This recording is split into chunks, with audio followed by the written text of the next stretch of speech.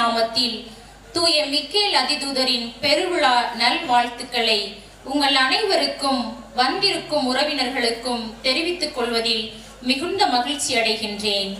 இன்றைய திருவிழா பெருநாளில் நமக்காக, இம்மண்ணின் மைந்தர்களுக்காக பிறந்த நாள் முதல் இந்நாள் வரை எல்லாம் வல்ல இறைவன் செய்தருளிய அனைத்து நன்மையான ஆசீர்வாதங்களுக்காக இந்நாளில் திருவிழா திருப்பலி நிறைவேற்றி நமக்காகவும் நமது பிள்ளைகளுக்காகவும் நம் ஊருக்காகவும் அகில உலகிற்காகவும் ஜெபிப்பதற்காக அருள் ஆசிரை பெற்றுத் தருவதற்காகவும் வந்திருக்கும் நமது பங்கின் அருட்பணியாளர்களையும் அருட்சகோதரிகளையும் நம் பிறப்புகளிலேயே அருட்பணிக்கென்று பொறுப்பேற்றுக் கொண்ட அருட்பணியாளர்களையும் பல ஊர்களில் இருந்தும் பிற பகுதிகளில் இருந்தும் வந்திருக்கும் அருட்சொந்தங்களையும் அன்போடு இருகரம் கூப்பி வருக வருக என இன்முகத்தோடு வரவேற்று மகிழ்கின்றேன். விண்ணகத்தில் போர் மூண்டது. அதிதூதரால் அரக்கப்பாம்பு விண்ணில் நின்று மண்ணிற்கு தள்ளப்பட கடவுளின் கட்டளைகளை கடைபிடித்து இயேசுவுக்கு சான்று பகர்கின்ற அன்னை மரியாவின் பிள்ளைகளோடு போர் தொடுக்க சென்றது. அன்னையின் பிள்ளைகளோ அவரது மகன் சிந்திய இரத்தத்தால் அலகையை, அரக்க பாம்பை, சாத்தானை வென்றார்கள். இன்றைய நமது வாழ்விலும் எத்தனையோ ஏமாற்றங்கள், நெருக்கடிகள், இன்னல்கள், இடர்பாடுகள், துன்பங்கள், தோல்விகள், போராட்டங்கள், உண்மைக்கும் பொய்மைக்கும் போராட்டம், நீதிக்கும் அநீதிக்கும் போராட்டம், உயர்வுக்கும் தாழ்வுக்கும் போராட்டம். இத்தனை போராட்டங்களையும் இத்தரணியில் நாம் வென்றெடுப்பதற்காக, வெற்றி பெறுவதற்காக போர்படை தளபதி அதிதூதர் தலைமையில் இறைவனின் சார்பாக நின்று, கடவுளை சார்ந்து நின்று, அவர்தம் கட்டளைகளை கடைபிடித்து அதனை நமது வாழ்வாக்கும் பொழுது, வாழ்ந்து காட்டும் பொழுது இயேசுவுக்கு சான்று பகர்ந்து மரியன்னையின் பிள்ளைகளாக இம்மண்ணில் அழகையை எதிர்த்து போரிட்டு வெற்றி வீரர்களாக, அதிதூதர்களாக நாமும் வலம் வருவோம். இவ்வுலகை வெல்வோம். இத்திருப்பலியில் இணைந்து ஜெபிப்போம். தூய ஆவியாரின் பெயராலே நம் ஆண்டவராகிய இயேசு கிறிஸ்துவின் அருளும் கடவுளின் அன்பும் தூய ஆவியாரின் நட்புறவும் உங்கள் அனைவரோடும் இருப்பதாக.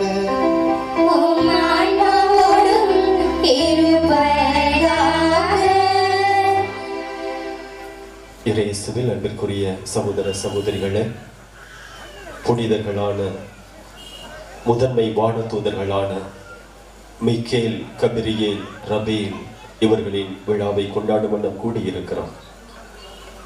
இந்த திருப்பலியிலே தகுதி பெறும் விதமாக நமது பாவங்களை நினைத்து பார்ப்போம். குற்றம் குறைகளை நினைத்து பார்த்து மனம் வருந்துவோம்.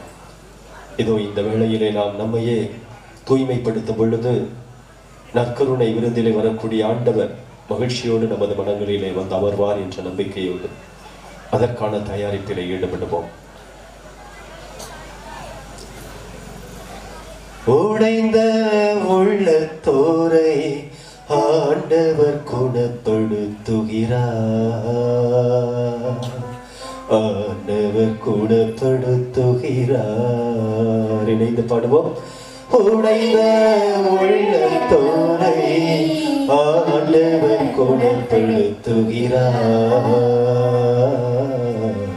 ஆண்டவர் குணப்படுத்துகிறார்.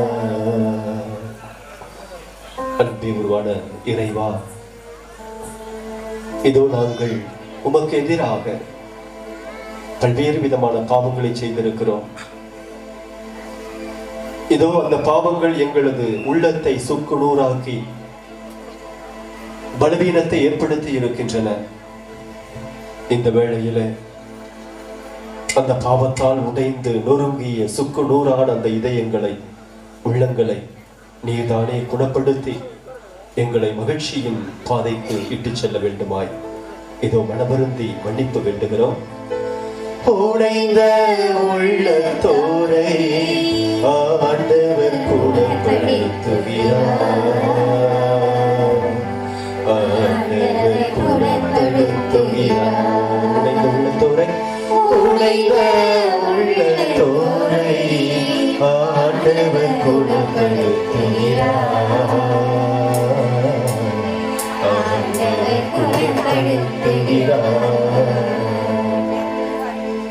இயேசுவே, எல்லாம் உள்ள இறைவனை, இதோ நாங்கள் பெற்றோர்களாக இருந்து கொண்டு எங்களது பிள்ளைகளுக்குரிய கடமையை சரிவர கற்றுக் கொடுக்காமல், பொறுப்புள்ள பிள்ளைகளாக உருவாக்காமல், கண்டும் காணாமல், பார்த்தும் பார்க்காமல், இதோ எங்களது சுய விருப்பம், இன்பம் இவைகளை மட்டுமே நாங்கள் நினைத்து எங்களது பிள்ளைகளின் எதிர்காலத்தை மறந்து வாழ்ந்திருக்கிறோம். இதோ இந்த வேளையில அப்படிப்பட்ட ஒரு நிலையை நினைத்து எங்களது மனமுடைந்து உம்மிடம் மன்னிப்பு வேண்டுகிறோம். உடைந்த உள்ளத்தை குணப்படுத்துவீராக. உடைந்த உள்ளத்தோரை ஆண்டவர் குணப்படுத்துகிறார். ஆண்டவர் குணப்படுத்துகிறார். உடைந்த உள்ளத்தோரை ஆண்டவர் குணப்படுத்துகிறார்.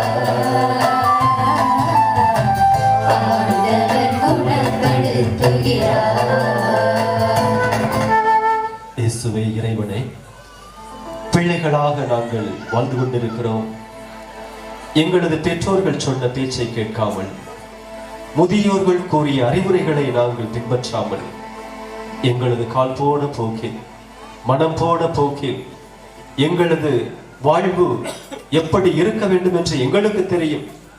வேறு யார் எது சொன்னாலும் அதை பற்றி கவலை இல்லை என்று தாறுமாறான வழியில வாழ்ந்திருக்கிறோம். ஆண்டவரே, இதோ இந்த வேளையிலே நினைத்து பார்க்கிறோம், மனமுடைந்து அழுகிறோம். மன்னிப்பு தருவீராக.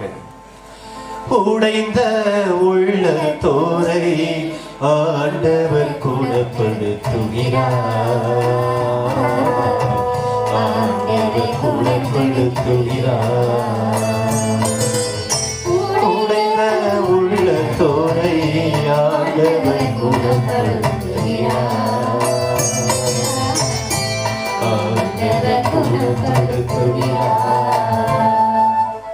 இறைவா, இதோ இந்த உமது அன்பு புனிதர்களுக்கு, வான தூதர்களுக்கு திருவிழா எடுக்கக்கூடிய நாங்கள் ஒரே கிராமமாக, ஒரே ஊராக நாங்கள் வாழ்ந்து வந்து கொண்டிருக்கிறோம். ஆனால் ஊரின் ஒற்றுமைக்கு களங்கம் விளைவித்திருக்கிறோம். ஊரினுடைய வளர்ச்சிக்கு முட்டுக்கட்டையாக இருந்திருக்கிறோம். நல்ல பல செயல்கள் இந்த ஊர் முன்னெடுத்த பொழுது அதற்கு நாங்கள் ஒத்துழைப்பு தராமல் இருந்திருக்கிறோம். அல்லது சுய விருப்பத்தினுடைய வளர்ச்சி என்று சொல்லிக்கொண்டு பல நேரங்களில் நாங்கள் எங்களையே பெரியவர்களாக காட்டிக்கொண்டு மமதைகளோடு, கர்வத்தோடு, அகங்காரத்தோடு, ஆணவத்தோடு வாழ்ந்திருக்கிறோம். ஆண்டவரை, இதோ இந்த வேளையில உமது அன்பு வான தூதர்களினுடைய விழாவை தகுதியான முறையிலே கொண்டாடுவதற்கு எங்களது மனம் சுத்தப்படுத்த நீரே உம்மாலே முடியும் என்ற ஒரு நம்பிக்கையோடு மனமருந்தி உடைந்து போன இந்த இதயங்களுக்கு, உள்ளங்களுக்கு மருந்து போடுமாய் மன்னிப்பு வேண்டுகிறோம். உடைந்த உள்ளத்தோரை ஆண்டவர் குணப்படுத்துகிறார். ஆண்டவர் குணப்படுத்துகிறார். உடைந்த உள்ளத்தோரை ஆண்டவர் குணப்படுத்துகிறார்.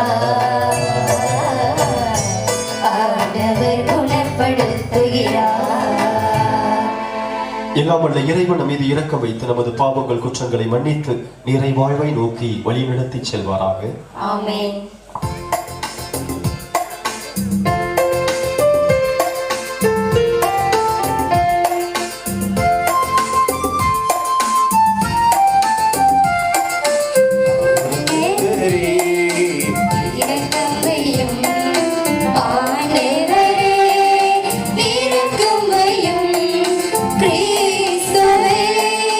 இரக்கம் வையும் கிறிஸ்துவே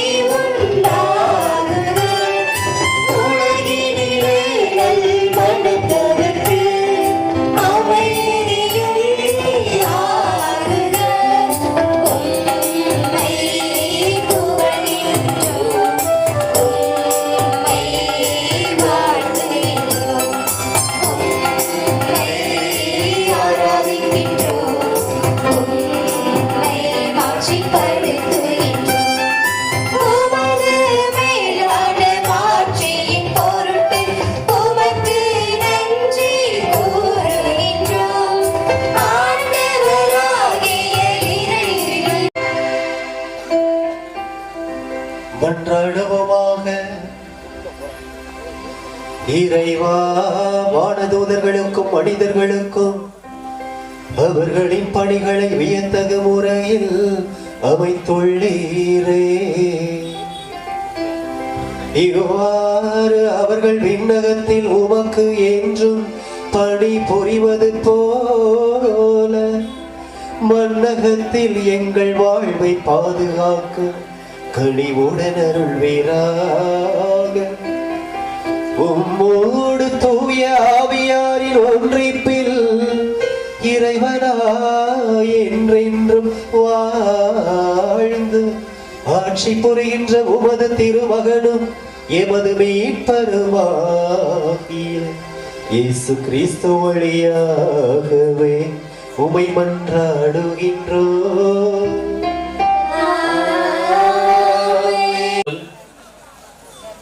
இறைவாக்கினர் தானியேல் நூலிலிருந்து வாசகம். அதிகாரம் 7, இறை திருவசனங்கள் 9, 10 தொடங்கி 13, 14 முடிய. இறைவாக்கினர் தானியேல் நூலிலிருந்து வாசகம். அதிகாரம் 7, இறை திருவசனங்கள் 9, 10 தொடங்கி 13, 14 முடிய. நான் பார்த்து கொண்டிருக்கையில் அரியணைகள் அமைக்கப்பட்டன.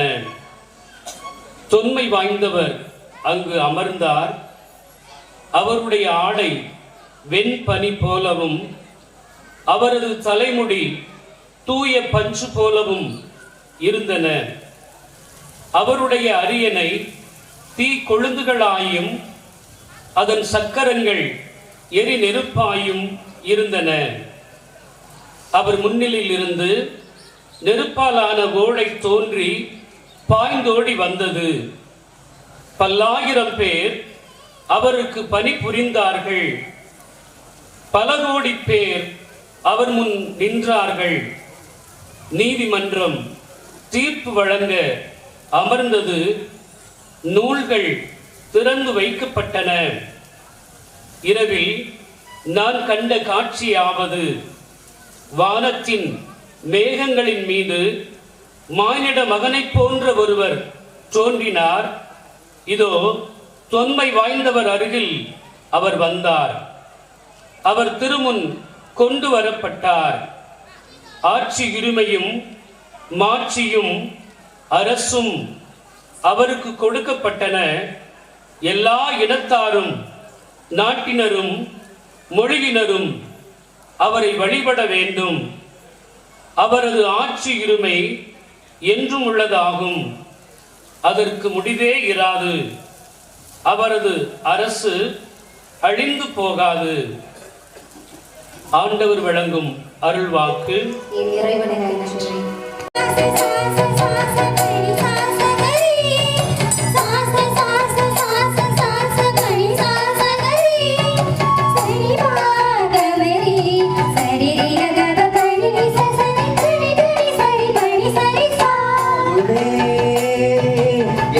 வாழவா அகிலம் என்று காக்கவா உன்னை தேடும் நெஞ்சம் போற்றி தூய நெறிகள் வளர்க்கவா, தோற்றம் முன்னில் தேடும் வாழ்வு உயரவா, பூமியில் பொது யுகம் போத்திடும் நிலை வரும், வானங்கள் வசப்படும் காலம் வளரவா, வாழின் சொந்தமே ஆளும் நண்பனே, அரவணைக்கும் உண்மை தேவனே, வாழின் சொந்தமே ஆளும் நண்பனே, அரவணைக்கும் உண்மை தேவனே,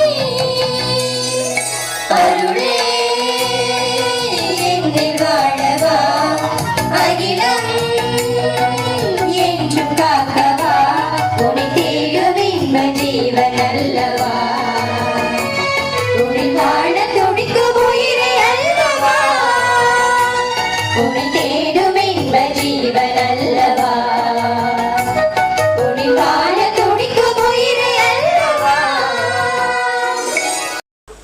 திருவெளிப்பாடு நூலிலிருந்து வாசகம்.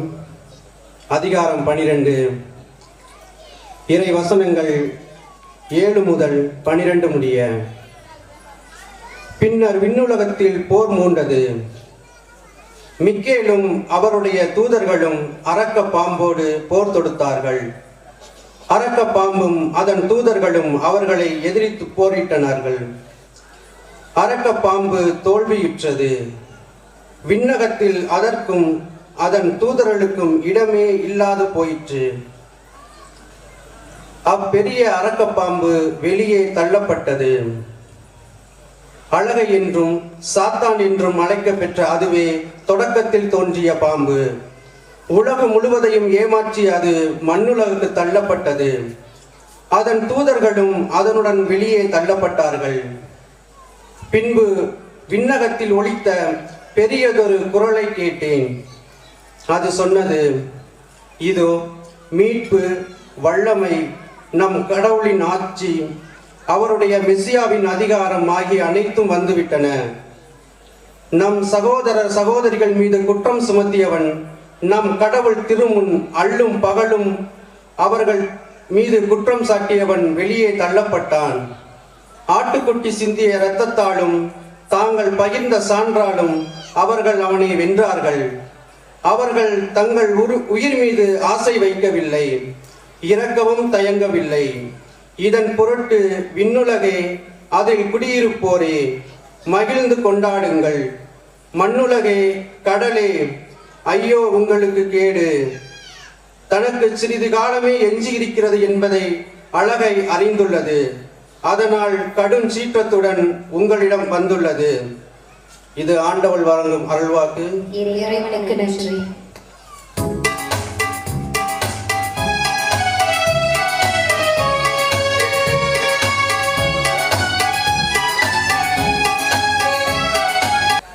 ஆண்டவர் இயேசு உங்களோடு இருப்பாராக.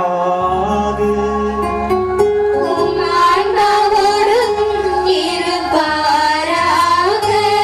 தூய யோவான் எழுதிய பரிசுத்த நற்செய்தியிலிருந்து வாசகம்.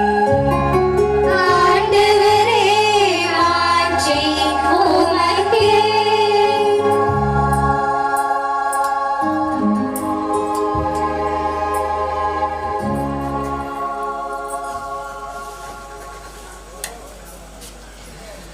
தூய யோவான் எழுதிய பரிசுத்த நற்செய்தியிலிருந்து வாசகம்.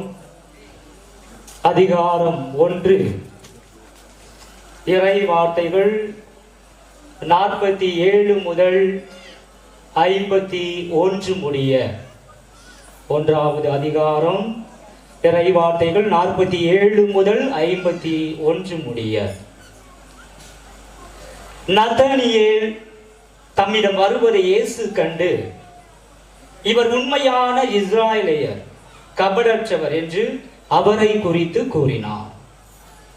நதனியேல், என்னை உமக்கு எப்படி தெரியும் என்று அவரிடம் கேட்டார். இயேசு, பிலிப்பு உம்மை கூப்பிடுவதற்கு முன்பு நீர் அத்தி மரத்தின் கீழ் இருந்தபோதே நான் உம்மை கண்டேன் என்று பதிலளித்தார். நதனியேல் அவரை பார்த்து, ரபி, நீர் இறை மகன், நீர் இஸ்ராயேல் மக்களின் அரசர் என்றார். அதற்கு இயேசு, உம்மை அத்தி மரத்தின் கீழ் கண்டேன் என்று உம்மிடம் சொன்னதால நம்புகிறீர்? இதைவிட பெரியவற்றை காண்பீர் என்றார். மேலும் வானம் திறந்திருப்பதையும் கடவுளின் தூதர்கள் மானிட மகன் மீது ஏறுவதையும் இறங்குவதையும் காண்பீர்கள் என உறுதியாக உங்களுக்கு சொல்கின்றேன் என்று அவரிடம் கூறினார்.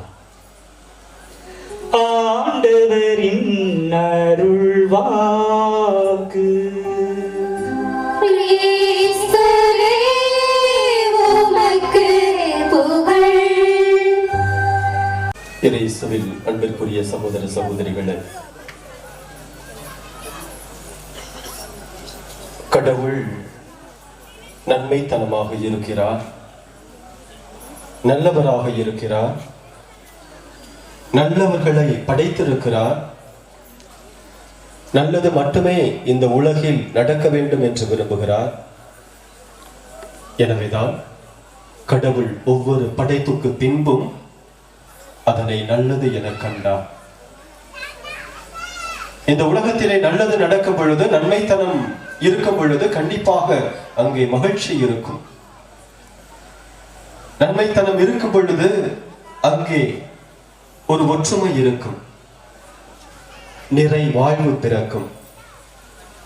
ஆனால் நல்லதை நாம் சிந்திக்காத பொழுது, நினைக்காத பொழுது, நல்லெண்ணங்களை வளர்த்தெடுக்காத பொழுது, நன்மைத்தனங்களை நாம் ஒரு நாளும் செய்யாத பொழுது அங்கே துன்பம் தான் இருக்கும்.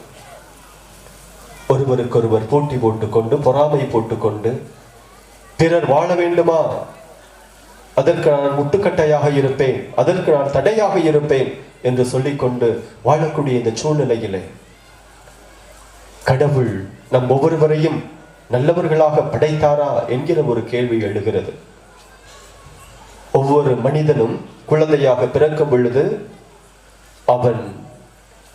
அவனது அறிவு வளர்ச்சியோ அல்லது அவனது அந்த புத்திசாலித்தனமோ ஜீரோவாகத்தான் இருக்கும்.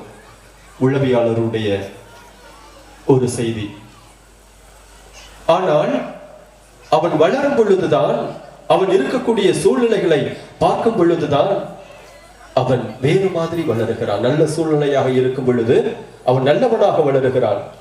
தீய சூழ்நிலையாக இருக்கும் பொழுது அவன் தீயனமாக வளருகிறான். அதைத்தான் கண்ணதாசன் எழுதிய அந்த பாடலிலே பார்க்கிறோம். ஒரு மனிதன் நல்லவனாவதும் தீயவனாவதும் அவனது அன்னை வளர்ப்பினிலே, அன்னை மட்டும் கிடையாது, தந்தையினுடைய பொறுப்பாகவும் இருக்கிறது, அவன் வாழக்கூடிய சூழ்நிலையாகவும் இருக்கிறது. ஆக ஒவ்வொருவருமே நல்லவர்களாக வாழ வேண்டும் என்பதைத்தான் இன்றைய திருவிழா நாயகர்களான புனித மிக்கேல், கபிரியல், ரபீல் இந்த வானதூதர்கள் நமக்கு சொல்லிக் கொடுக்கக்கூடிய பாடமாக இருக்கிறது. 10ஆம் வகுப்பு பாட புத்தகத்திலே ஒரு நடந்த சம்பவம் ஒன்று இருக்கிறது. என்னது அப்படின்னா, ஒரு மிகப்பெரிய ஓவியர் தான் அழகான ஒரு சித்திரம் வரைய வேண்டும், ஓவியம் வரைய வேண்டும் என்று விரும்புகிறார். இந்த உலகத்தால் போற்றப்பட வேண்டும், மிகப்பெரிய காவியமாக அது பாராட்டப்பட வேண்டும். அப்படி ஒரு சூழ்நிலையிலே என்ன வரையலாம், அதற்கான கருத்து என்ன என்று அவர் யோசிக்கும் பொழுது அவரது நினைவுக்கு வருவது அழகான ஒரு இயேசுவும் அவரது சீடர்களும் இருக்கக்கூடிய படத்தை, ஒரு ஓவியத்தை நான் வரைவேன் என்று முடிவெடுக்கிறார். முடிவெடுத்து விட்டு, அந்த காலத்தில் எல்லாம் ஓவியம் வரையணும் அப்படின்னா, ஒரு படம் வரையணும் அப்படின்னா சும்மா இஷ்டம் போல வரைய மாட்டாங்க. யாரையாவது முன்னால உட்கார வச்சு அவங்களுடைய ஓவியத்தை வரைவாங்க. ஆனா அவர் வரையும் பொழுது இயேசு உட்கார வைக்கிறதுக்கு இயேசு கிடையாது, அவருடைய திருத்தூதர்கள் உட்கார வைக்கிறதுக்கு திருத்தூதர்கள் கிடையாது. என்ன செய்யலாம் யோசிக்கிறார்.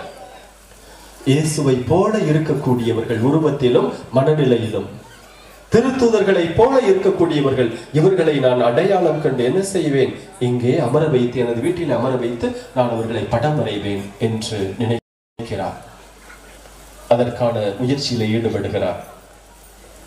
ஆளுகளை செலக்ட் பண்றதுக்காக அங்கே இங்கேயும் போறாரு. முதல்ல 12 சீடர்கள் இவங்களை தேடுவோம் அப்படின்ட்டு தேடுறாரு. தேடினா ஒரு ஊருக்கு போறாரு. அங்கே ஒரு சீமோன் பேதுரு மாதிரி ஒருத்தர் தாடி வளர்த்து இருக்கிறாரு. அவரை பார்த்த உடனே இவருக்கு, இவர் சீமோன் பேதுரு மாதிரி இருக்கிறாரு, அதனால இவரை வச்சு சீமோன் பேதுருவை வரைஞ்சிடலாம் முடிவெடுக்கிறாரு. வரைஞ்சிட்டார். 2வது வாரத்துல இன்னொருத்தர் யோவான் மாதிரி இவர் இருக்கிறாரு. அப்ப இவரை யோவானுக்கு பதிலாக இவரை வச்சு வரைஞ்சிடலாம், உட்கார வச்சு வரைஞ்சிடறாரு. இப்பொழுது 11 பேருடைய உருவங்களை, ஓவியங்களை வரைஞ்சிட்டார். 2 பேருடைய உருவங்களுக்காக, படங்கள் வரைகிறதுக்காக ஆள்கள் கிடைக்கல. யார் யாரா இருக்கும்? 2 பேரு, இயேசுவும் யூதாசும். இயேசுவினுடைய படத்தை வரைகிறதுக்கு அவர் மாதிரி யாரையும் காணோம்.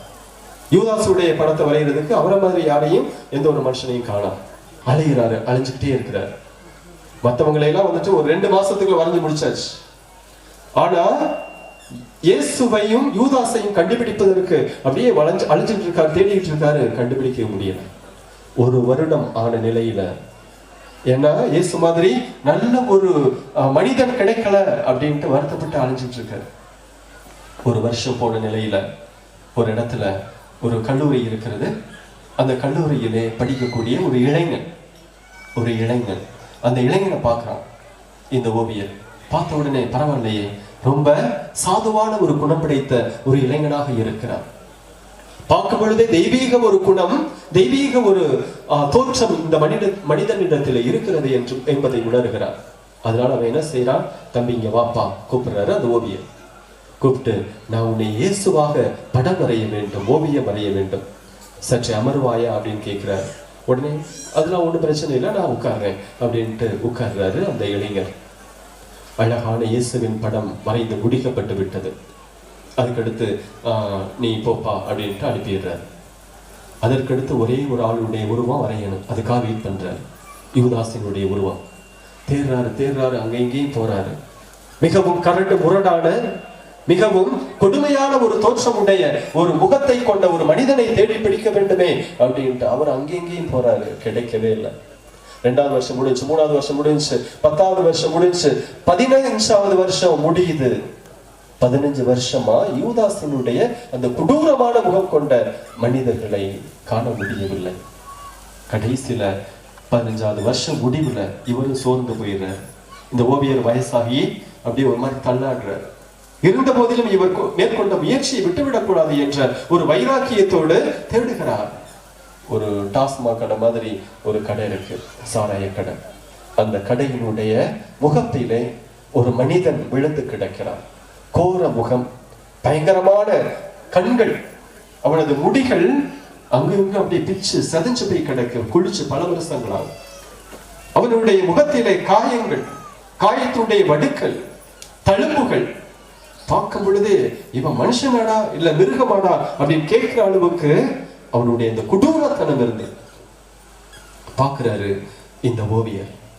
ஆஹா, இவன் தான் சரியான ஒரு யூதாசினுடைய முகத்தை கொண்ட மனிதன். பக்கத்துல போறாரு. போன உடனே அந்த கடையில இருக்கிறவங்க எல்லாம், ஏன் போகாத பக்கத்துல, ஒரு மாதிரி இவன் கொடூரன், இவன் பயங்கரமான அரக்கன் அப்படின்னு சொல்லும் பொழுது, பரவாயில்ல நான் போறேன் அப்படின்ட்டு பக்கத்துல போயிட்டு தம்பி அப்படின்னு கூப்பிடுறாரு. யார் அது அப்படின்ட்டு பயங்கரமா ஒரு சவுண்டோட அப்படி திரும்பி பார்க்கறான். பார்த்தா இவருக்கே பயமா இருக்கு.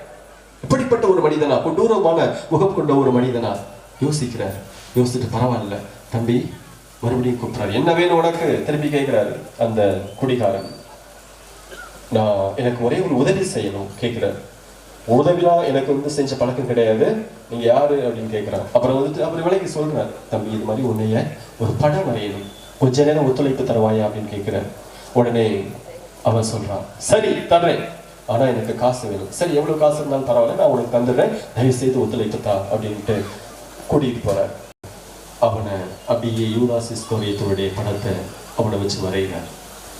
வரையும் பொழுது அந்த மனிதன் கேட்கிறான், நான் யார் உங்களுக்கு தெரியுதா அப்படின்ட்டு அந்த ஓவியர் சொல்றாரு, இல்லப்பா தெரியல எனக்கு அப்படின்ட்டு.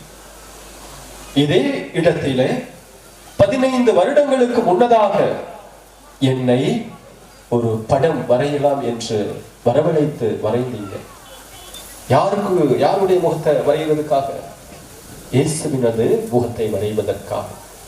இன்று இதே இடத்திலே நான் ஒரு யூதாசினுடைய முகத்தை வரைவதற்கு, ஒரு கொடூரமான அரக்கனான, மிகவும் மக்களால் வெறுக்கப்பட்ட ஒரு மனிதனுடைய முகத்தை வரைவதற்கு இந்த கோர முகம் கொண்ட என்னை வரவழைத்து வரைந்து கொண்டிருக்கிறீர்கள் என்று சொன்னார். அன்பிற்குரியவர்களே, என்ன காரணம்? அவன் வளர்வதற்கு, அவன் மாற்றம் பெறுவதற்கு இயேசுவை போல பண்புள்ளம் கொண்டவனாக, சாதுவானவனாக, நல்லவனாக, இனிமை மிகு ஒரு முகத்தை கொண்ட ஒருவனாக இருந்தவன் 15 வருடங்கள் கழித்து ஒரு அரக்கனாக, முரடனாக மாறி இருக்கிறான் என்றால், இந்த சமுதாயத்திலே தீமை இருக்கிறது. இந்த சமுதாயம் தீயவர்களால் கட்டப்பட்டிருக்கிறது, தீயவர்களால் உருவாக்கப்பட்டிருக்கிறது என்றுதானே அர்த்தம். ஆக இதோ இந்த வேளையில அத்தகைய தீமை எங்கும் இருக்கக்கூடாது என்பதைத்தான் புனிதர்களான மீக்கேல், கபிரியேல், ரவேல் ஆகிய 3 முதன்மை வானதூதர்கள் விரும்பினார்கள். அதிலும் சிறப்பான விதத்திலே புனித மீக்கேல் அதிதூதர், தீமை எங்கும் இருக்கக்கூடாது, தீமை வரும் பட்சத்திலே நான் அதற்கு எதிராக போரிடுவேன், அந்த தீமையை நசுக்குவேன் என்று அவர் ஆக்ரோஷம் கொண்டவராக கடவுளின் சார்பாக நின்று தீமையை எதிர்க்கிறார். நமக்கு ஏற்கனவே தெரியும். லூசிபர் பேய் மற்றும் அதனுடைய சகாக்கள் இன்றைய 2ஆம் வாசகத்திலே சொல்லப்பட்டது. அரக்கப்பாம்பு அதனுடைய சக தூதர்கள், இவர்கள் எல்லாம் கடவுளுக்கு எதிராக இருந்தார்கள், தீயவர்களாக மாறினார்கள். நாங்கள் ஏன் கடவுளாக மாறக்கூடாது என்று அவர்கள் ஆட்டம் போட்டுக் கொண்டிருந்தார்கள், கர்ஜித்துக் கொண்டிருந்தார்கள்.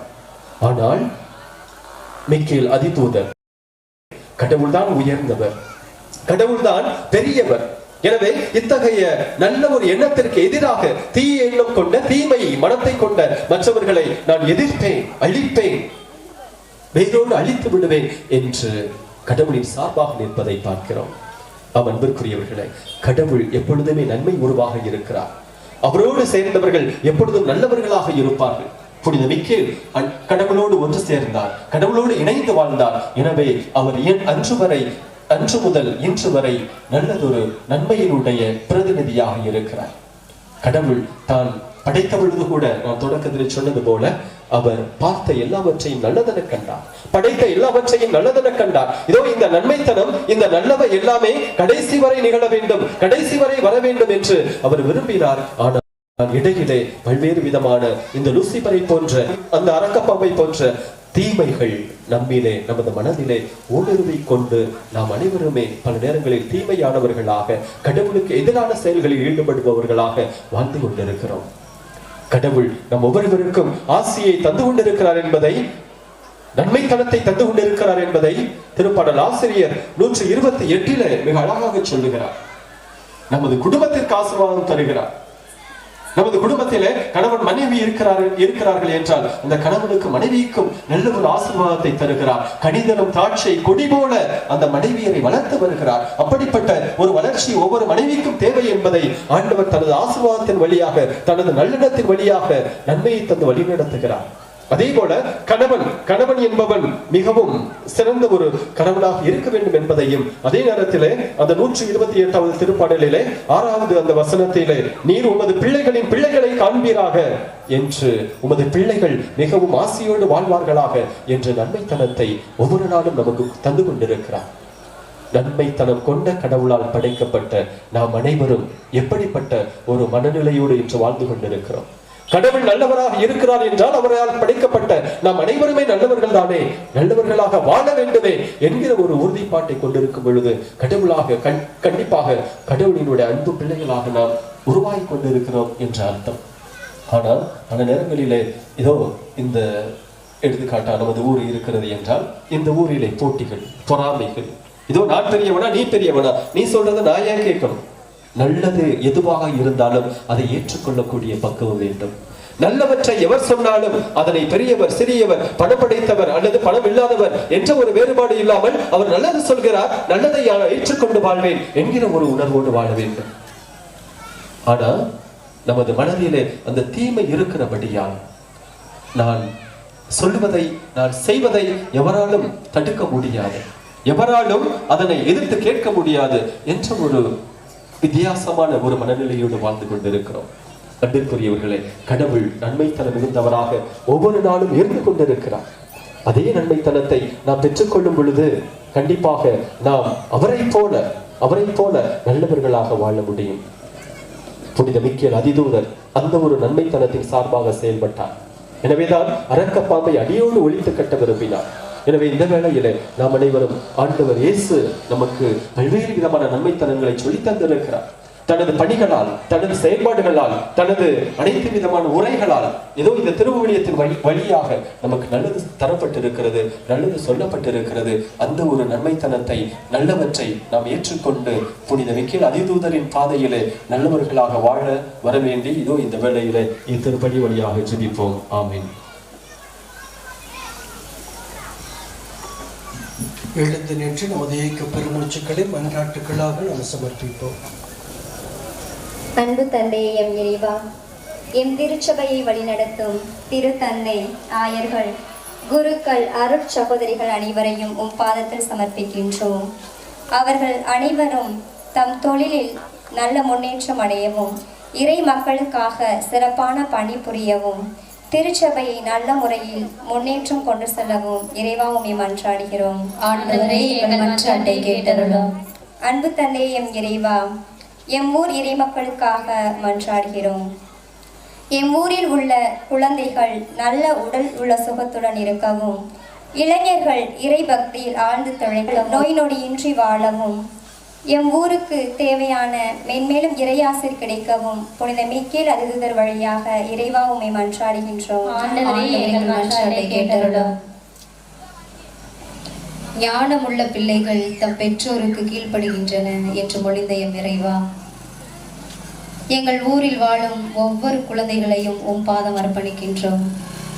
அவர்கள் அனைவரையும் நீர்தாமே ஆசீர்வதித்து அவர்களுக்கு நல்ல உடல் உள்ள சுகம் தந்து கல்வியில் சிறக்கவும், அறிவிலும் ஞானத்திலும் சிறந்து விளங்கவும், பெற்றோருக்கு கீழ்ப்படிந்து அவர்களை மதிக்கின்ற பிள்ளைகளாக வாழும் வரம் தந்திட புனித மிக்கேல் அதிதூதர் வழியாக இறைவா உம்மை மன்றாடுகிறோம். ஆண்டவரே, எங்கள் மன்றாட்டை கேட்டருளும். நமது தனிப்பட்ட தேவைகளுக்காக மௌனமாக மன்றாடுவோம்.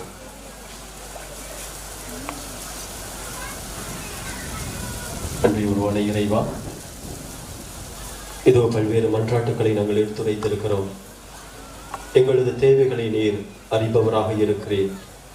அனைத்து தேவைகளையும் வெற்றியாக மாற்ற வேண்டுமாய் எங்கள் ஆண்டவராகிய கிறிஸ்து வழியாக உம்மை மன்றாடுகின்றோம். ஆமென்.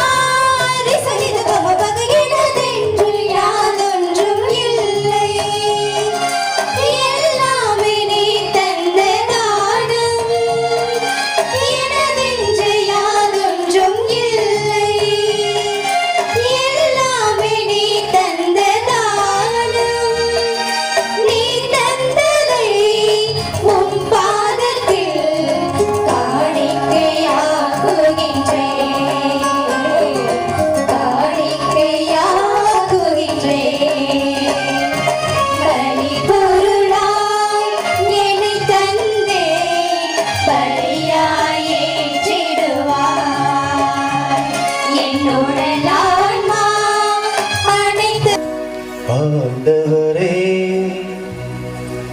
புகழ்ச்சி பழியை உமக்கு ஒப்பு கொடுத்து உம்மை பணிந்து வேண்டுகின்றோம். வானதூதர்களின் பணியா மாண்புக்கு உரிய உமது திருமுன் கொண்டு வரப்பட்ட இக்காணிக்கை உமக்கு ஏற்புடையதாகவும் எங்கள் மீட்புக்கு பயன் உள்ளதாகவும் செய்வீராக. எங்கள் ஆண்டவராகிய கிறிஸ்து வழியாகவே உமை மன்றாடுகின்றோம். ஆண்டவர் உங்களோடு இருப்பாராக.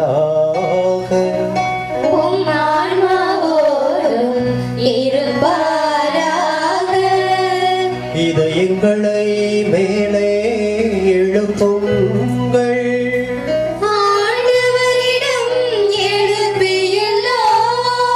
நம் இறைவனாகிய ஆண்டவருக்கு நன்றி கூறுவோம்.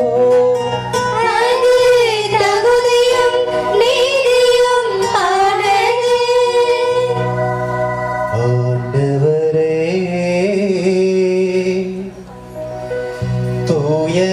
தூயவரான தந்தையே, என்று வாழும் எல்லாம் வல்ல இறைவா,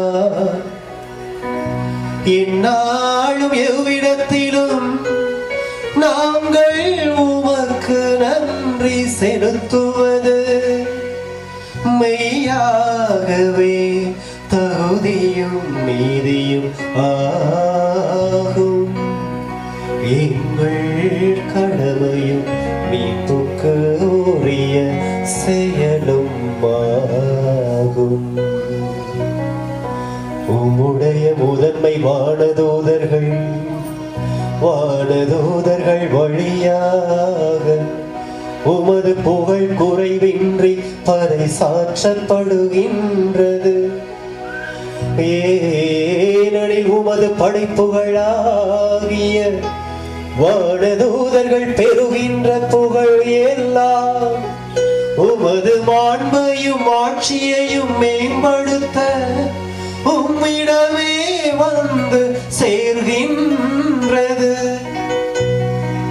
அவர்கள் பல்வேறு அணிகளால் அலங்கரிக்கப்பட்டு சிறந்து விளங்குவதால் நீர் அளவு கடந்த மாண்புடையவர் எனவும் அனைத்துக்கும் மேலானவர் எனவும் எங்கள் ஆண்டவர் கிறிஸ்து வழியாக காட்டுகின்றேன்.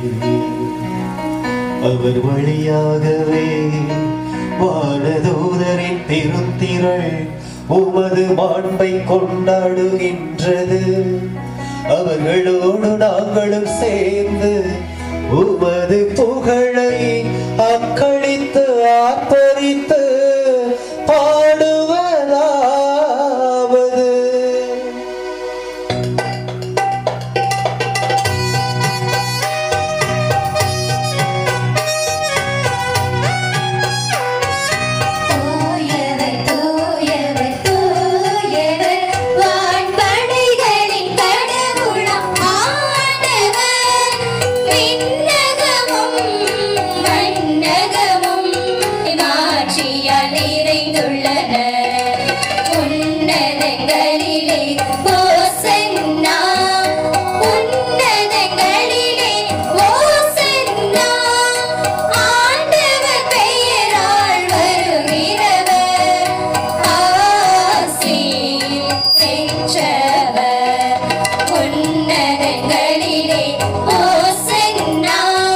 மெய்யாகவே தூயவர், தூய்மை அனைத்துக்கும் ஊற்று.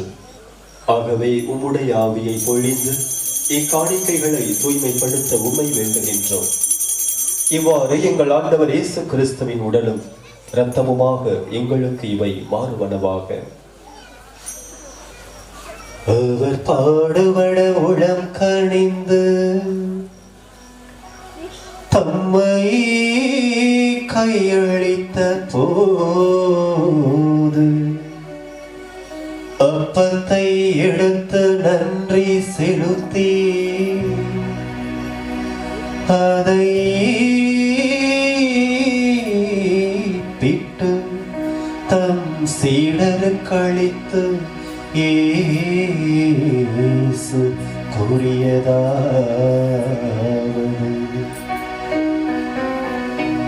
அனைவரும் இதிலிருந்து பெற்று உண்ணுங்கள், ஏனெனில் இது உங்களுக்காக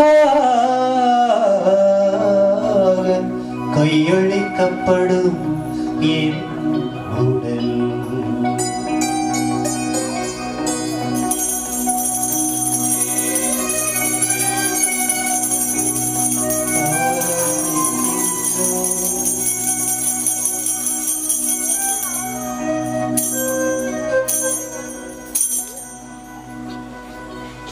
அவ்வண்ணமே இரவு விருந்தை அருந்திய பின் கிண்ணத்தையும் எடுத்து மீண்டும் உமக்கு நன்றி கோரி தம் சீடர்களுக்கு அளித்து இயேசு கூறியதாவது, அனைவரும் இதிலிருந்து பெற்று பருகுங்கள், ஏனெனில் இது புதிய நிலையான உடன்படிக்கைக்கு உரிய என் இரத்தத்தின் கிண்ணம். இது பாவ மன்னிப்புக்கென்று உங்களுக்காகவும் பலருக்காகவும் சிந்தப்படும். இதை என் நினைவாக செய்யுங்கள்.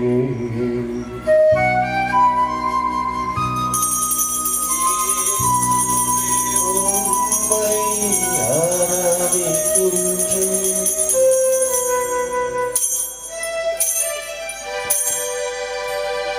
நம்பிக்கையின் மறைபொருள் நீர் வருமளவும் உமது இறப்பினை அறிக்கையிடுகின்றோம், உமது உயிர்ப்பினையும் எடுத்துரைக்கின்றோம். ஆகவே ஆண்டவரே, நாங்கள் கிறிஸ்துவின் இறப்பினையும் உயிர்ப்பினையும் நினைவு கூர்ந்து வாழ்வு தரும் அப்பத்தையும் பழிக்கும் கிண்ணத்தையும் உமக்கு ஒப்புக் கொடுக்கின்றோம். உம் திருமுனின்று உமக்கு ஊழியம் புரிய தகுந்தவர்கள் என எங்களை ஏற்றுக்கொண்டேன். எனவே உமக்கு நன்றி செலுத்துகின்றோம். மேலும் கிறிஸ்துவின் உடலிலும் இரத்தத்திலும் பங்கு கொள்ளும் எங்களை தூய ஆவியார் ஒன்று சேர்க்க வேண்டும் என உம்மை தாழ்மையுடன் மன்றாடுகின்றோம்.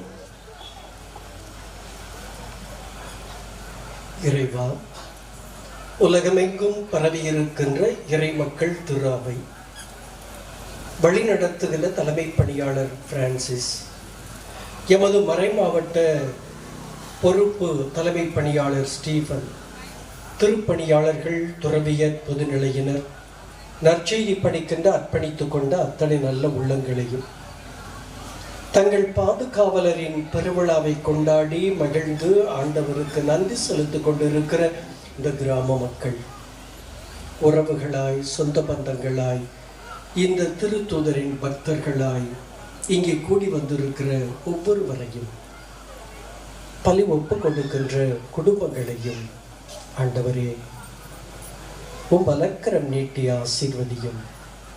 இந்த மிக்கேல் அதிதூதரினுடைய பரிந்துரையிலும் பாதுகாவலிலும் எங்களை அடிமைப்படுத்துகின்ற எல்லா காரியங்களிலும் கவலைகள், கண்ணீர்கள், நெருக்கடிகள், பிரச்சனைகள், எங்களுடைய பலவீனங்கள், இன்னும் எங்களுடைய உழைப்பு களைப்பினுடைய பலனை பெற்றுக்கொள்ளாத நிலைகள், அத்தனை தீமைகளையும் அகற்றியறலும்.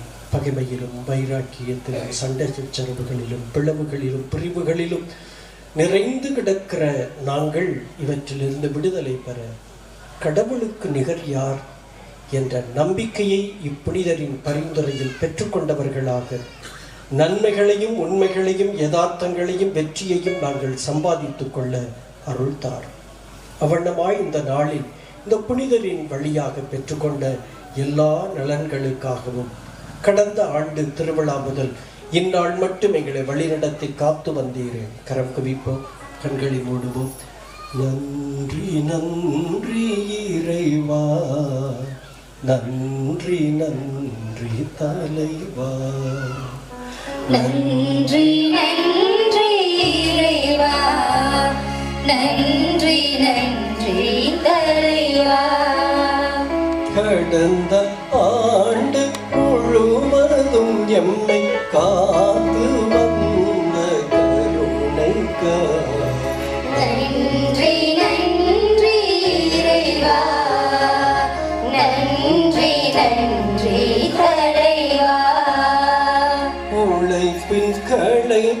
பயன்களை பெற்றிட அருள் கூர்ந்த நன்மைக்காய் நன்றி நன்றி இறைவா, நன்றி நன்றி தலைவா.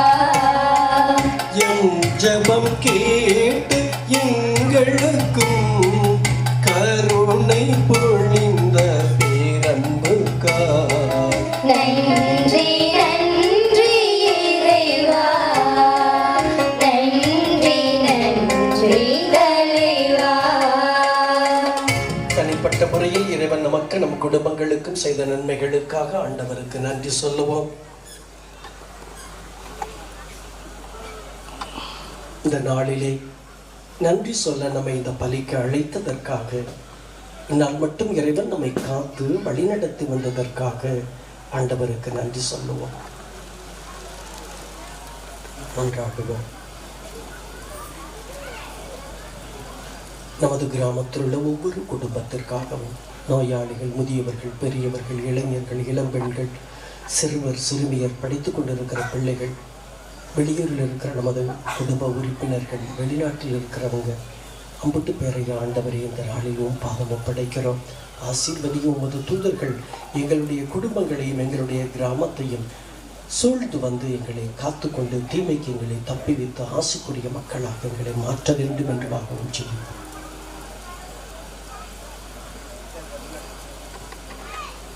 கடந்த ஆண்டிலே நமது கிராமத்திலே, உறவுகளிலே, குடும்பங்களிலே, சொந்த பந்தங்களிலே விண்ணக பிறப்படைந்தோரை நினைவு கூர்ந்து இறைவன் இவர்களுக்கும் இரக்கம் காட்டி விண்ணக மகிமையிலே ஏற்றுக்கொள்ள வேண்டும் என்றும் மன்றாடுவோம்.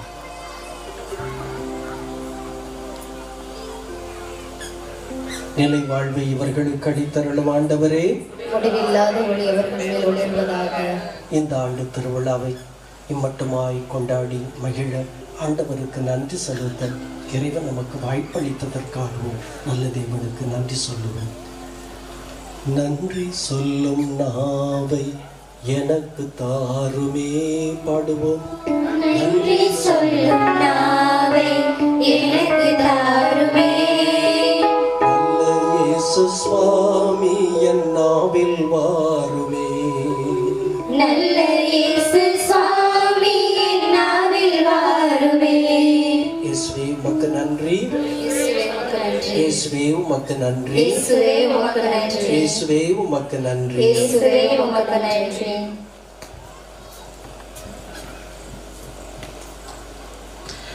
மேலும் உயிர்த்தலும் எதிர்நோக்குடன் துயில் கொள்ளும் எங்கள் சகோதரர் சகோதரிகளையும் இறந்தோர் அனைவரையும் இரக்கத்துடன் நினைவு கூர்ந்து உமது திருமுக ஒளியின் ஒளி ஏற்றலுள்ளோம். எங்கள் அனைவர் மீதும் இரக்கமாயிரும். கடவுளின் கன்னி தாயான புனித மரியா, அவருடைய கணவரான புனித யோசேப்பு, சிறப்பாக இன்று நாங்கள் விழா கொண்டாடும் முதன்மை வானதூதர்களான புனிதர்கள் கேப்ரியேல், ரபேல், சிறப்பாக எங்கள் ஊரினுடைய பாதுகாவலர் புனித மிக்கேல், அதிதூதர்கள், புனித திருத்தூதர்கள், இவ்வுலகில் உமக்கு உகந்தவராய் இருந்தோராகிய புனிதர் அனைவருடனும் நாங்கள் நிலை வாழ்வில் பங்கு கொள்ளும் தகுதி பெற்று திருமகன் இயேசு கிறிஸ்து வழியாக உம்மை புகழ்ந்தேற்று மரமருள உம்மை மன்றாடுகின்றோம்.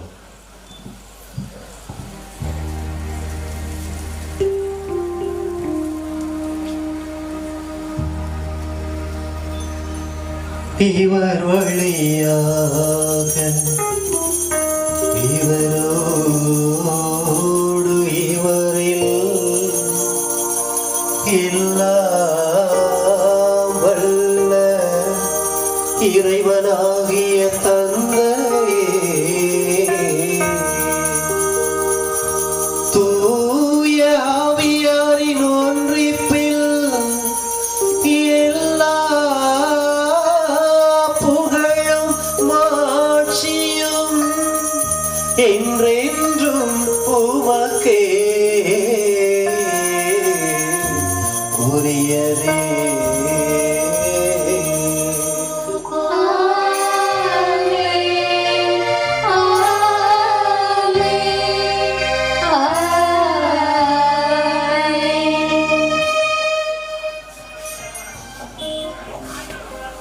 மீட்பரின் கட்டளையால் கற்பிக்கப்பட்டு இறை வழிப்பினையால் பயிற்சி பெற்ற நாம் துணிந்து பாடுவோம். விண்ணுலகில் இருக்கிற எங்கள் தந்தையே, உமது பெயர் தூயது என போற்றப் பெறுக. உமது ஆட்சி வருக. உமது திருவுளம் விண்ணுலகில் நிறைவேறுவது போல மண்ணுலகிலும் நிறைவேறுக.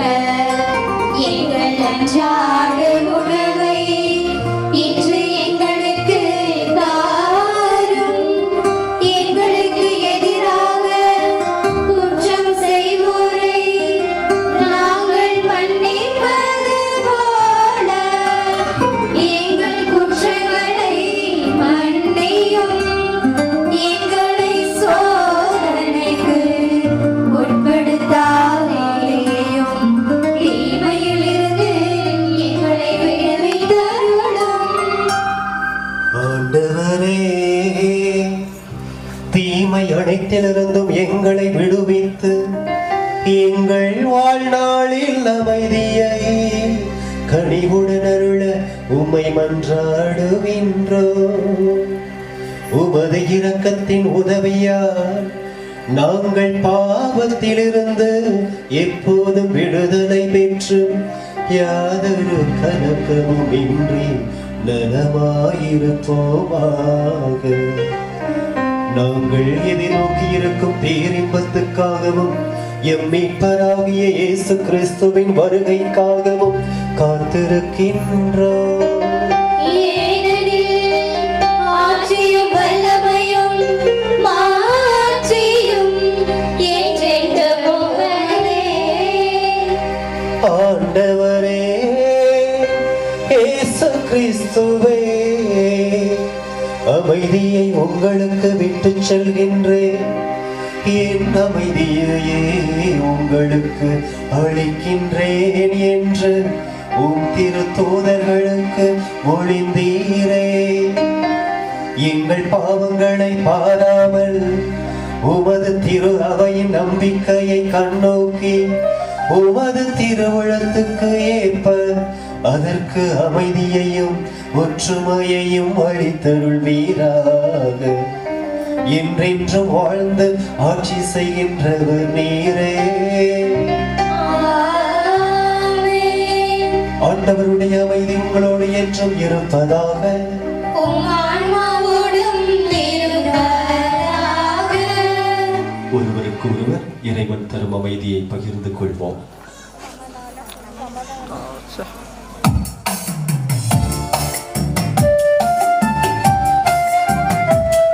இறைவனின் செம்மறியே, எம்மேல் இரக்கமையும். உலகின் பாவம் போக்கும் இறைவனின் செம்மறியே, எம்மேல் இரக்கமையும். உலகின் பாவம் போக்கும் இறைவனின் செம்மறியே, எமக்கு அமைதி அருளும். எமக்கு அமைதி அருளும். இதோ இறைவனின் செம்மறி, இவரே உலகின் பாவங்களை போக்குபவர். செம்மறியின் விருந்துக்கு அழைக்க பெற்ற நாம் அனைவருமே பேறு பெற்றோம். ஆண்டவரே, நீர் என் இல்லத்தில் எழுந்திருங்க நான் தகுதியற்றவன். ஆனால் ஒரு வார்த்தை மட்டும் சொல்லி அருளும், எனது ஆன்மா நலமடையும். அன்புக்குரியவர்களே, இந்த நற்கருணை திருவிருந்திலே கத்தோலிக்க கிறிஸ்தவர்கள் மட்டும் பங்கு வரலாம்.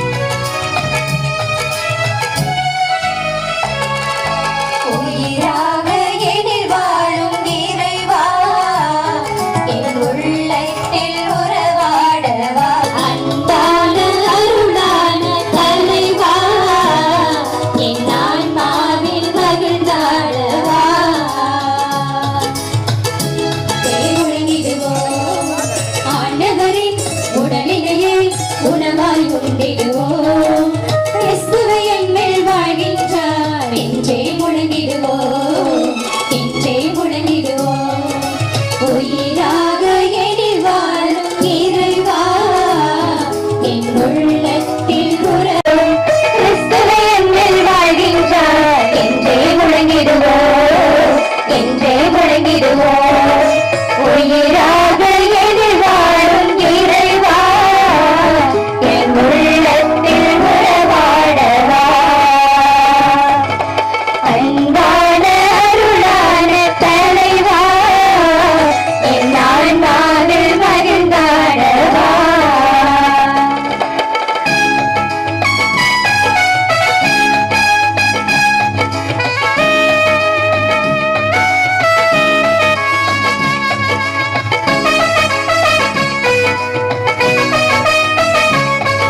ஆண்டவரே, விண்ணக உணவாய் ஊட்டம் பெற்ற நாங்கள் உம்மை பணிந்து வேண்டுகின்றோம். அதனால் இந்த உணவின் ஆற்றலால் வலிமை பெற்ற நாங்கள் உமது வானதூதர்களின் உண்மையான பாதுகாப்பால் மீட்பின் பாதையில் துணிவுடன் முன்னேறி செல்வோமாக. எங்கள் ஆண்டவராகிய கிறிஸ்து வழியாகவே உமை மன்றாடுகின்றோம். ஆண்டவர் உங்களோடு இருப்பாராக. உம் ஆன்மாவோடும் இருப்பாராக. எல்லாம் வல்ல இறைவன் தந்தை மகன் தூயாவியா நம் ஒவ்வொருவரையும் நிறைவாக ஆசீர்வதிப்பாராக. சென்று வாருங்கள், திருப்பலி நிறைவேறிற்று. இறைவனுக்கு நன்றி. எம் ஊரின் பாதுகாவலர் தூய மிக்கேல் அதிதூதரின் பெருவிழா வாழ்த்துக்களை உங்கள் அனைவருக்கும் மகிழ்வுடன் தெரியப்படுத்திக் கொள்கின்றோம். இந்த கொரோனா பெருந்தொற்று காலத்திலும் அரசின் வழிகாட்டு நெறிமுறைகளுக்கு உட்பட்டு இவ்விழாவினை கொண்டாட மேலான ஆலோசனைகளையும் அறிவுரைகளையும் வழங்கி வழிநடத்திய நமது பாசமிகு பங்குத்தந்தை அவர்களுக்கும் உதவி பங்குத்தந்தை அவர்களுக்கும் கிராமத்தின் சார்பாக நெஞ்சார்ந்த நன்றிகளை தெரிவித்து பொன்னாடை போர்த்து மகிழ்கின்றோம். கரவொலி எழுப்புவோம். நமது அழைப்பினை ஏற்று இவ்விழாவினை சிறப்பிக்க நமக்காக ஜெபிக்க வருகை புரிந்து நேற்றும் இன்றும் திருப்பணி நிறைவேற்றிய நம்முடைய மண்ணின் அருள் பணியாளர்கள் அருள்பணி ஜார்ஜ் பெர்னாண்டஸ் அவர்களுக்கும் அருள்பணி அடைக்கலம் அவர்களுக்கும் நமது கிராமத்தின் சார்பாக நன்றிகளை பொன்னாடை போற்றி தெரியப்படுத்திக் கொள்கின்றோம்.